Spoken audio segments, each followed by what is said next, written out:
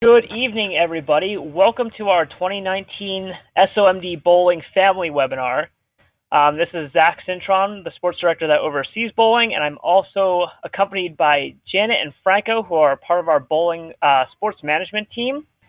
We're going to walk you guys through some information tonight for the upcoming regionals for bowling and state games, just to give you guys a little bit more information to prepare yourselves for those upcoming events and what to expect when you get there, so you're not surprised by anything, and you should have a really good day knowing all the information that you've come and gotten tonight.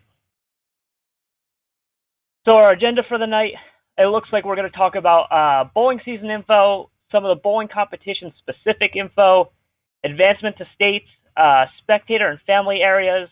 We'll talk a little bit about family services and merchandise, food options, and then at the end we will take your questions. If you have a question, if you're new to the GoToWebinar system here, you can either there's a question box where you can type in your question and it will pop up on my screen. If it's relative to what we're talking about right there and then, I may answer. I may hold off until we hit that question section at the end. Or another option is there's a little raise your hand button. And if you click on that hand, it'll raise your hand. And then when we get to the question section at the end, I will open up your line and you can ask your question and we can answer it at the end there as well. So, just some general info. For the 10th of November, which is regionals, here are our locations and the addresses for them. They are mostly the same locations as usual. Normandy Lane's there in Ellicott City. It's still the same bowling alley off of Route 40. It's just changed to Bolero. I believe, Franco, you can correct me if I was wrong. It was a Bowl America? Correct. So it's changed over to Bolero. They've done a nice job really adding some sprucing up to the venue. Frederick Terrace Lanes is the same Frederick venue as last year. Bowl America Gaithersburg is the same one that we have states at as usual. The new one is Crofton Bowling Center. We've moved from Glen Burnie to Crofton Bowling Center, which is a 48-lane facility just like Glen Burnie was. Instead of a split house where the lanes are on two sides, it's one flat house right in front of you. I think everybody will have a really good experience there. But otherwise, everything else is the same as in the past. When it comes to December for state games, we are still going back to Gaithersburg. Jackie and her crew do a phenomenal job, and they will be hosting us again.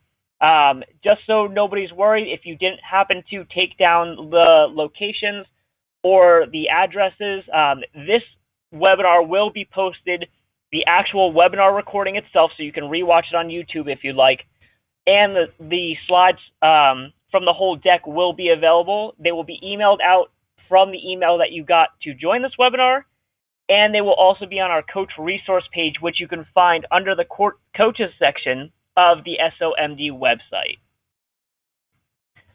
So, the general schedule for bowling. Delegation registration starts at about 8:45, 9 o'clock. Teams will start checking in. Opening ceremony for regionals will begin at 10. We like to get everybody in place so we can start promptly at 10 o'clock. Competition will start right after opening ceremonies. Typically, it's a relatively short opening ceremonies. And then awards approximately about 12:30. Again, awards are going to be determined basically how quick divisions finish bowling. As divisions finish bowling, athletes will be awarded. So 12:30 is an approximate time. It may not be spot on. It may be a little after that. It may even be a little bit before, depending on how quickly everyone bowls in that division. But we wanted to give you an approximate time. And then ideally, the event's concluded. Everyone's kind of out by 2 to 3 o'clock. We put 2:30. So again, that's kind of the schedule for the day. There's a little note that you see for regional lunches on your own. We'll hit on that as we get further into the webinar. State championships, the schedule really reflects regionals. We like to keep things consistent. A little bit later of an awards approximation there, because one, for state championships, there is lunch served after game 3. And then awards sometimes take a little bit longer to get together. And again, that depends on how quickly divisions finish bowling, about how quickly we start awarding. And then again, a little bit later of an event time, 3 o'clock is our conclusion for state championships. So we put in a FAQ section here, some frequently asked questions from families based on bowling regionals. So one of the biggest questions always is, where will my athlete or partner be competing during bowling regionals? So there's 4 different houses. You can see the programs that are at each house. That has been determined in the past and currently by number of bowlers and proximity based on where you live in the first place and which house is closest. Sometimes there's not always enough room for every program at the closest facility geographically to you. So we do have to bump programs to different houses every now and then. But so you can get an idea. The only house that's a little unique is Gaithersburg. They host Charles County, Lower Shore, Montgomery County, Prince George's County, and all unified doubles. So if you are not one of those counties listed there, but you are a parent of an athlete or a partner that is a unified doubles team, you will be going to Gaithersburg. That is the only place that we host unified doubles. The next question here is, where can I sit to watch my athlete?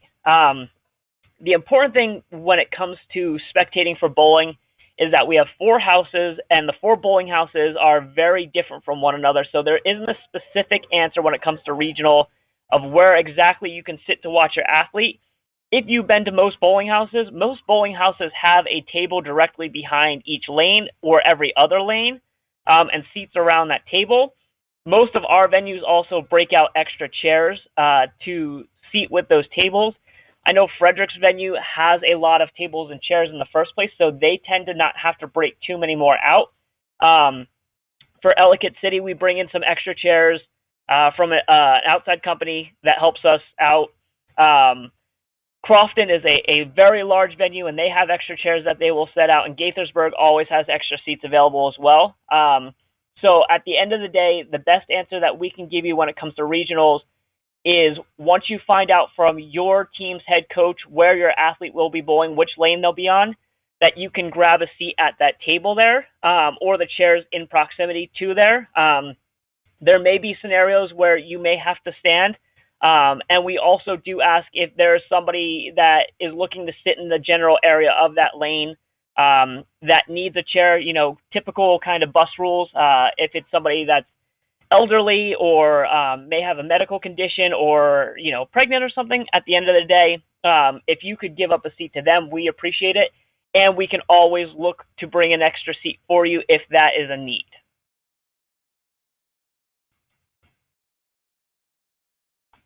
So going back to, where can I find my team or delegation? We do not check in individual athletes at registration for bowling competitions. We do not do that for most of our competitions for SO Maryland. We have the head coaches come in, and they will pick up a packet that has all the information for their team during the day. So the best thing to do is communicate with your team's coordinator or head coach about where they are planning to meet once they get into the facility. Most head coaches and coordinators have been to the facility multiple times.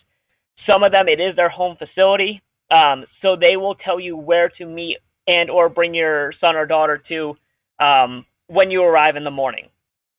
If you do have questions about where your son or daughter is bowling, or if you have other family that's coming to spectate during the day, we will have a family services table with a roster that'll let you know. But again, the best and most efficient way for not only us to proceed, but for you to proceed as well, is to check in with your head coach prior to coming to regionals and find out where the planned meeting place is. Again, back to awards. When will my athlete or partner be awarded? Awards for each venue at the 4 houses for regional are a little bit different. A little bit of a run through for you. So Crofton will award directly on the lanes as they finish. For a timely awarding, please hang tight. Keep your athlete in that vicinity. If they need to use their restroom, that's great. We strongly discourage at that point, after they finish bowling, going to the snack bar and waiting for a snack to come. If that's the situation, we recommend that you as parents go and order a snack and bring it back to the table at the lane for your athlete. This is the same setup that we recommend for Gaithersburg as well.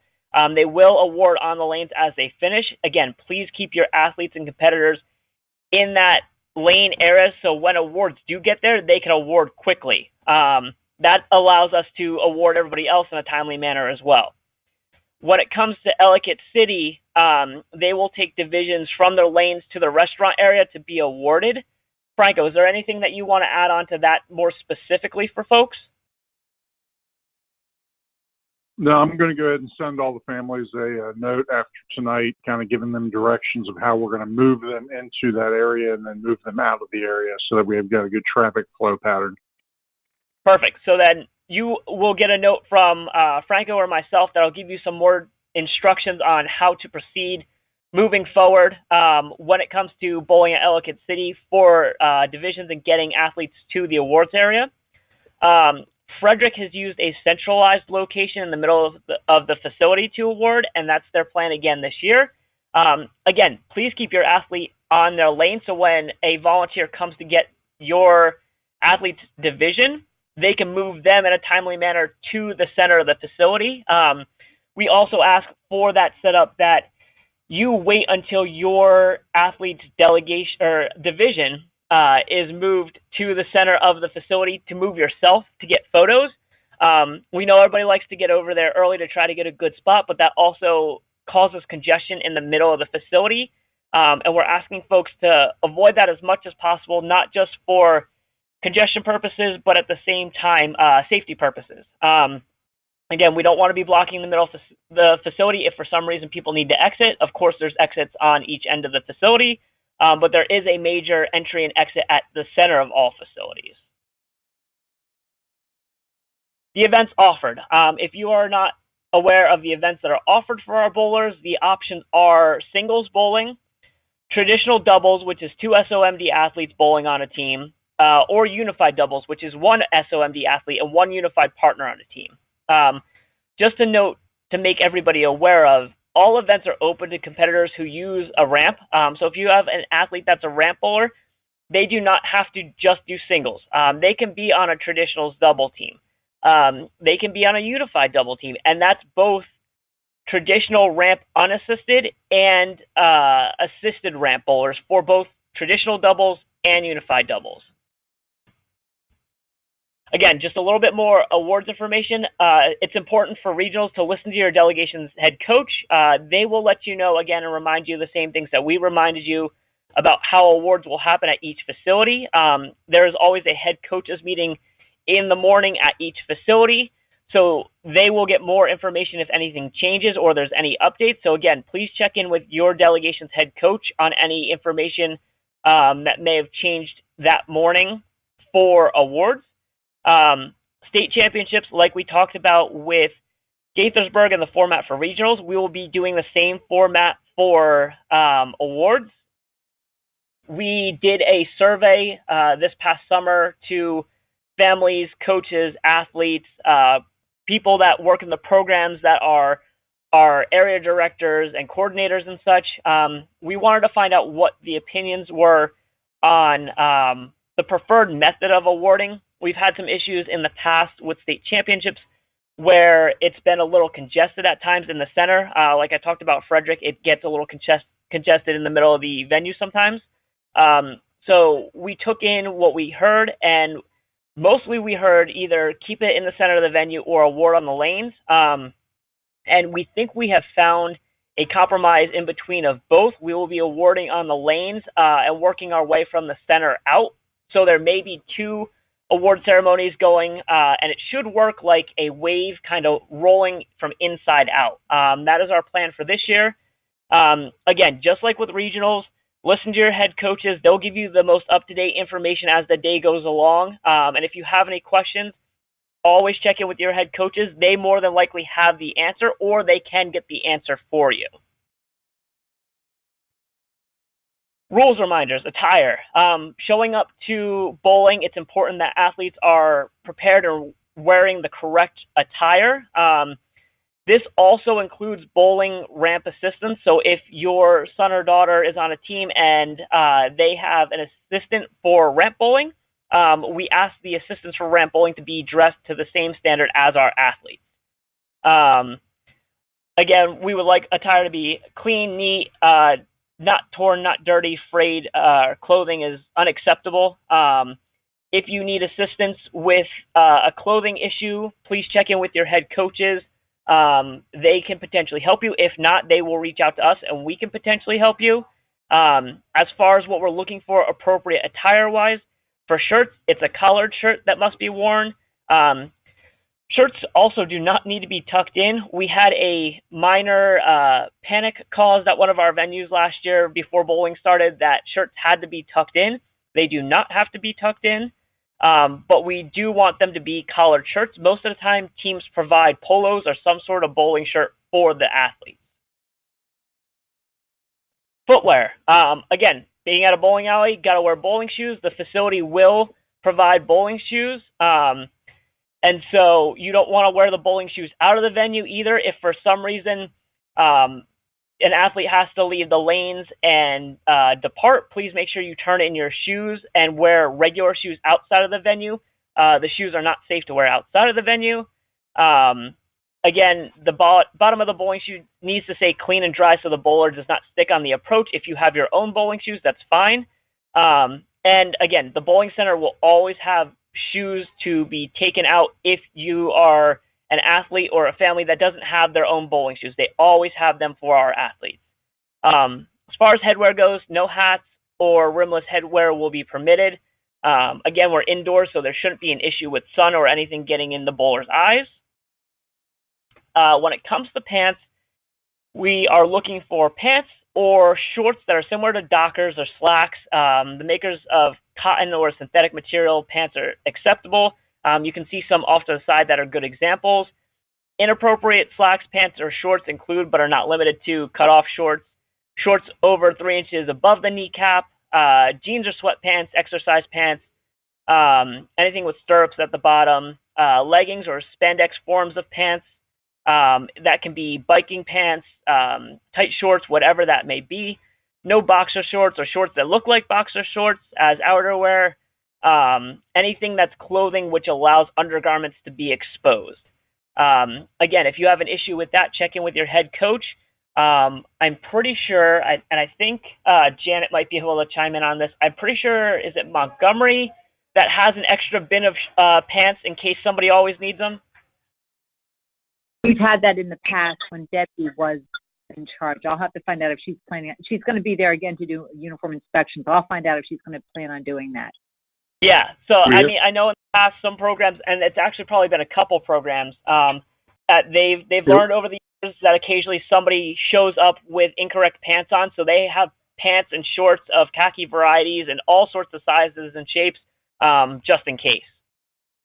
Zach, we have that at Delegate City too. We've got a bin of some khaki pants as well. Perfect. Yeah. So that's a very assuring thing that, you know, two programs that are already on the phone that are with us for the webinar tonight have access to those things. Again, I'm not recommending that you send your son or daughter to bowling with the incorrect pants just because you know that they have a bin of pants. While I know they do a wonderful wash job of those pants, I prefer to wear my own pants, and I'm sure your athletes would as well. Uniform inspection and inspection of attire of all competitors will be conducted prior to the start of each competition. So prior to competition, we will have our officials go up and down the lanes and double check everyone's attire to make sure it fits what we've talked about here. Hey, Zach, this is Mike. Yep. Just one not to keep hanging up on the pants type of thing, but just so the family members know, don't count on having those other pants available. It's your responsibility or the athlete's responsibility to arrive in appropriate uniform. Those are possible availability, things that are possibly available to you. If for some reason Montgomery County or Howard County doesn't bring them, or there aren't the size available or whatever, that's still on the athlete or the family to have that, to resolve that. It's not going to be something that the host facility is taking the responsibility for. So that's a possible solution, but don't count on it. Yeah, and to double down on that, that's a very good point, Mike. again, if your athlete shows up without the correct attire pants-wise, especially shirt-wise, whatever it may be, and your program, your coach, your delegation doesn't have a set of pants for them or whatever, they will not be allowed to bowl. That has been the policy of Special Olympics Maryland for years. So please do make sure that your athlete shows up in the correct pants, shirt, and everything that we were just talking about, because then they can bowl and we will not have any issues. To touch base on qualifying for the state tournament, here are some of the things that your athlete needs to potentially advance to the state tournament. Meet all training and registration requirements and deadlines, so that means they have an up-to-date medical for athletes. All coaches must have completed all certification requirements by the specified date, head coaches as well. That means your coach and your team has all the right certifications to move forward and be a coach at state games. Again, compete at the regional bowling competition. If they do not compete at the regional bowling competition, they have not qualified to move on to the next level of bowling for the state. And again, have submitted their 15-game average before the regional bowling competition, which, if they are competing at the regional bowling competition, they have done. Additionally, the most important part after regional games happens is your athlete has either won gold, which is first place within your division at regionals, or has won silver, which is second place, and then were selected from one of the remaining spots via a draw. So to give a little bit more explanation on that, the Tuesday following regionals, we take all of the results from regional bowling. We take anybody that won first place in their division, they automatically move on to state. And then there are usually a handful or so places that are left after that to take more athletes. And the athletes that we take first are second place athletes. We will draw for those spots. And then any second place athlete that doesn't make it through the draw will be put on a wait list in case another second place athlete declines that spot moving forward into the state tournament. Is there anything that anybody else would like to add, Franco, Janet, or Mike, on advancement? I think that should cover most of it. This is Janet. Just a question. Oh, my question. Go ahead. Back. You said there's the drawing on Tuesday for the second place. So yep. When will we be informed of those results? Like on Wednesday? That's a good question. Last year, I managed to get them out on Tuesday right away. Oh, okay. Worst case scenario, it's typically Wednesday or Thursday, because we want to give enough turnaround time, especially with the holidays coming up, that if anybody declines a spot, we can move into that wait list. Okay, but so it's going to be within the week, obviously, easily, right? 100%. Okay, yep. Thank you. All right, we will move on to our next slide here. Spectator and family areas, especially for seating. For regional state championships, again, each house has a different layout for each venue, but all have tables and chairs for spectators. Please refrain from going down onto the lanes. This includes the seating area on the lanes. On the lanes is reserved for athletes and unified partners. Coaches aren't even allowed on the lanes themselves. So we ask you as families and spectators to pass along to other families and spectators the reminder of not to go down onto the lanes, not even to lean over into the lanes. Again, that area is reserved for the competition and the athletes and unified partners competing in that area. Facility personnel will do their best to accommodate all spectators, extra chairs if they're needed, but there may not be a chair for every single person. Again, bowling alleys themselves, they're an indoor facility. Most people have been to a bowling alley. They have a finite amount of room. And again, a lot of our facilities have a lot of tables and chairs out there. They also do have chairs and tables in the back typically that are extra that they can bring out. We can make that request. But again, use that bus train etiquette when it comes to seating. If anybody that's elderly or may have a medical need needs to sit down, if you're willing to vacate your seat, it'll definitely make their day much easier. Family services and merchandise. So family services and merchandise can be found at state championships. When you enter Bowl America Gaithersburg, it'll be right in the lobby. It's one or two tables right out front. If you end up not going to state championships but are still interested in merchandise, there will be stuff available on our online store. The link is right there. Some of the pictures below are some of the things that are available. I will say I have purchased that sweatshirt for my dad, and he wears it 24/7. It's one of his favorite sweatshirts. So if you are interested in any of that merchandise, you can go to that SOMD shop link that you see there. Or we will have merchandise at state championships. Unfortunately, we do not have merchandise at regional games. With 4 facilities going on, it's a lot of manpower to make that happen. But again, we are more than happy to accommodate any of your SOMD merch needs at the website that you can see on the slide. What you can find at Family Services. So at the Family Services table, you'll find resource materials for Special Olympics-oriented events and things that we offer, but also other events and services offered by other groups outside of Special Olympics. Debbie Credito is always at our Family Services table, and she is more than happy to share those resources with you to give you information, again, not just on Special Olympics, but other organizations that can help you and your son or daughter with other things and other needs that they may have. Of course, you'll find competition information there, schedules, and listings of other events that are happening throughout the day. You'll find future event information about our Polar Plunge and stuff. And there's the option to sign up for the Polar Bear Plunge. We are hoping at state games that we will have some iPads and tablets and stuff like that you can sign up for Polar Plunge if you have not already. And the best part, unfortunately, with bowling, we can bring in limited snacks sometimes. If you go to any of our other state games, our Family Services table will be loaded up with snacks. But every bowling alley, the best part about bowling is they have a great concession stand that you can visit as well. But if you have any questions on any events or offerings that Special Olympics has outside of Special Olympics, other organizations, please visit our Family Services table. Debbie will be more than happy to help you. Food services. There's a lot of text on this slide, but I'm going to condense down the concept of meals. So for regional meals, we do not offer lunch. Again, there's a concession stand that you can visit during the day for you or your athletes. We do ask that if you do get food for your athlete, please be prepared for them to not eat until after that third game, potentially.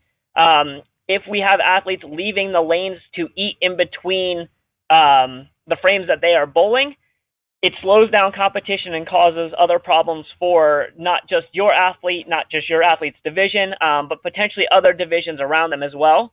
So if you are going to get food for your athlete at regionals from the concession stand, please kind of plan around getting that around the third game so they can eat after the third game.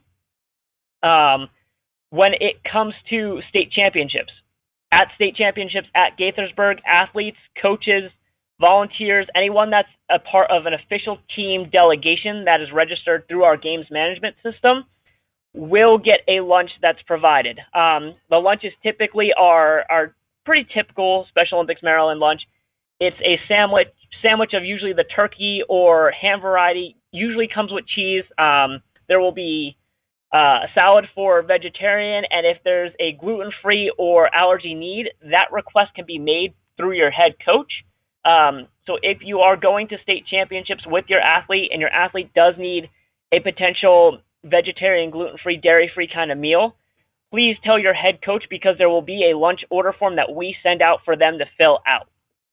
When it comes to meals for families, again, both at regionals and state championships, families will have access to the concession area at each venue. Again, the nice thing about a bowling facility and a bowling event is you do have access to food at all times.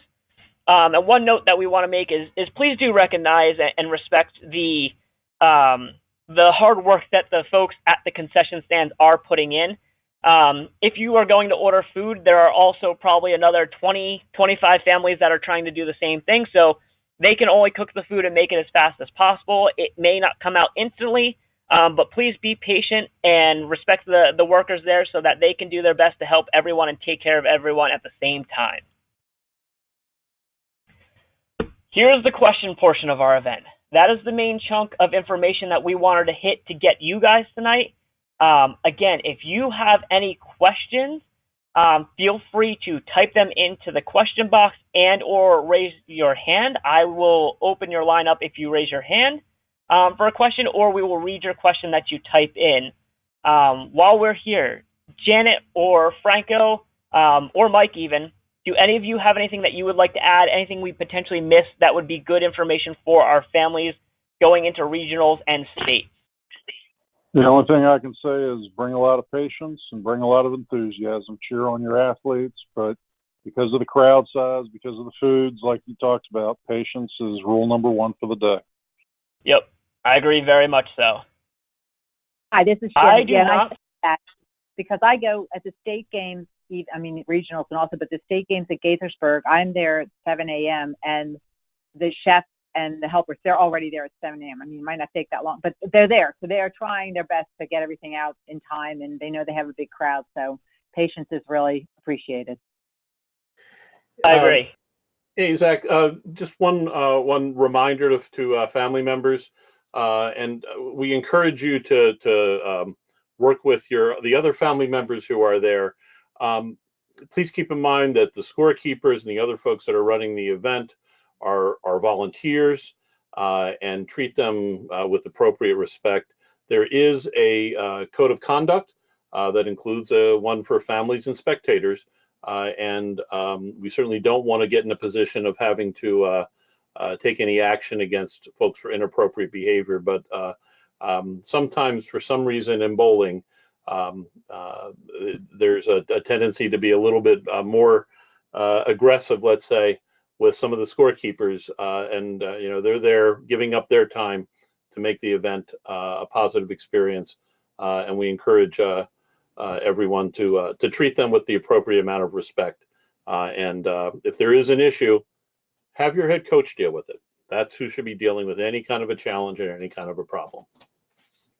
Yeah, and to follow that up again, also work with, and be respectful of other teams and other programs as well and other coaches. At the end of the day, again, while we are on county and delegation teams to bowl against one another for good competition, we're also all part of the SOMD team. So we do want to, work together. And if, again, like Mike said, if there's an issue, please work with your head coach. Your head coach can work with us to resolve those issues that may come up. We did get one question about going back to, let's go back to my dress code and dress requirements. We're going to hit this really quick again. So for attire, again, collared shirts do not have to be tucked in as part of the highlights here. Footwear, everybody's got to wear bowling shoes. If you have your own bowling shoes, that's great. Bring them in. If not, a bowling center that you are at will always have bowling shoes for your athletes. No hats or rimless headwear are permitted. We are indoors, so we shouldn't have any sun or any issues there. Pants and slacks, again, we want them to be of the variety on the right-hand side there, something similar to Dockers or a cotton or synthetic material. No cutoff shorts, shorts over 3 inches, jeans, sweatpants, leggings, spandex of any kind, boxer shorts, anything that looks like boxer shorts, or anything that exposes any undergarments, and there will be a uniform inspection. Just as a reminder, this slideshow and the recording of the webinar itself, if you want to re-watch it, will be available tomorrow morning. It'll get emailed out just like the email you got inviting you here. And additionally, it will be on our coach resource page for bowling specifically. We'll see if we have any more questions that come in. I have one more question. Yep. So on for regionals and or states, are you all planning to have a lane vacant in case a lane breaks down? I know we haven't had it in the past, but I think last year we did, and it came in pretty convenient. Yeah, we always try to have at least 1 or 2 lanes available. You never really know what's going to happen. It can be a mechanical malfunction. Something may get loaded in funny to the system, but we always try to have 1 or 2 lanes open in every facility just in case something happens. So we would have probably like 2 lanes, right? To keep a pair. We would have 1, 2, like not 1, 2, but we'd have one machine open, like 2 lanes. Okay. Thanks. That's a great idea. Yeah. I mean, it all really depends on how the divisioning shakes out at the end of the day, with how it sets up. Again, we try to have at least 1. 2 is helpful. Just having a backup for the backup never hurts. But of course, we always try to fill the house first, so we're always going to shoot for at least 1. Okay. Well, I was just curious about for assigning volunteers, so it's kind of a personal question. But anyway, I can figure that out. What's that? All right. I'm not seeing any other questions. If that is it and we don't have any more questions, we will call it a night. Again, I thank you all for joining us. And I also want to thank you all for all the hard work as parents that you guys have put in this year. Our coaches and coordinators and program folks work tirelessly to make the bowling happen from a county perspective. But if you don't put in all the work that you guys put in with your athletes, at bowling practice, away from bowling practice, none of this happens. Again, we're all part of the big old SOMD family. We're one team. So I cannot thank you as parents enough for getting your athletes to practice and making all that stuff happen on a daily basis. And we are extremely excited to see you all at regionals, and then we will see some of you again at states. If you have any questions, again, feel free to reach out. You will get this information tomorrow, and enjoy your Halloween that happens tomorrow. Thanks, everyone. Go Nats. Yeah, go Nats. Bye. Great job, Zach. Thanks. Perfect. Let me